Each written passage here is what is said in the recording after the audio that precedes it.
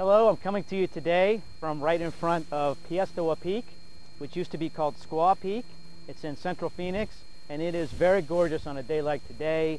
Nice breeze. Phoenix gets over 315 days of sunlight every year. The topic that I want to discuss today is really an update on the Arizona medical marijuana situation. So, we're in the middle of July. Right before June, medical marijuana dispensaries were supposed to begin submitting their applications to the state Department of Health Services for thumbs up or thumbs down. Well, when a few days beforehand, there were letters that were being sent to various states from U.S. attorneys' offices stating that they were still potentially going to go after those who manufactured, possessed, or distributed marijuana on a large scale, such as a drug cartel or a big drug dealer. But what was unclear is that could that include a medical marijuana dispensary? But the real problem is that in one of the state's letters, it mentioned potentially going after the state employees who were processing the applications for dispensaries. That's theoretical, never happened, but it was in a letter.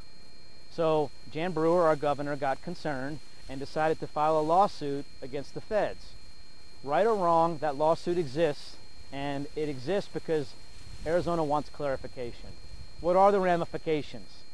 Okay, marijuana remains federally illegal, but in the memos from 2009, that's called the Ogden memo, and the memo from 2011 recently, there was no inclination that the feds would be going after patients, because that's just not worth the resources of the federal government.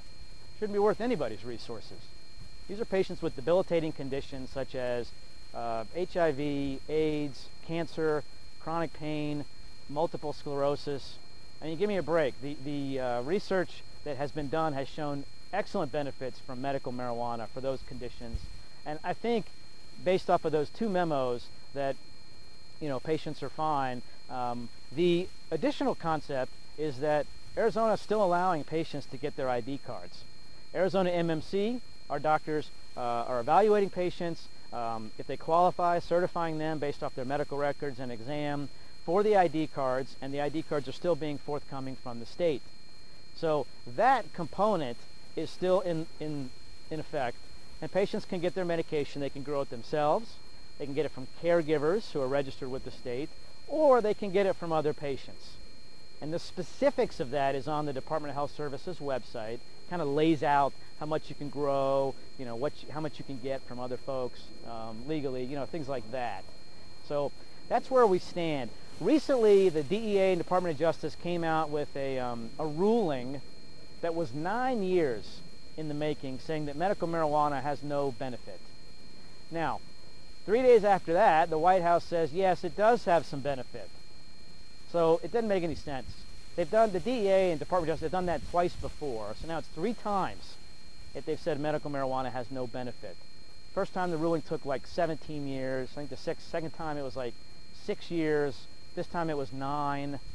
It doesn't make any sense that 17 jurisdictions in this country have approved it, medical marijuana, legally for debilitating patients, and patients continue to get benefit, you know, across the board, like I said, for HIV, cancer, severe nausea, vomiting, severe muscle spasms. I mean, it really helps, and the side effects are much less than a lot of the traditional medications that exist.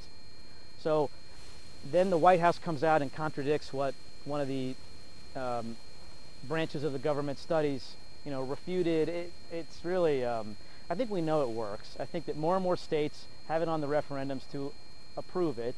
It's just a matter of federal law conflicting with state law and who supersedes what.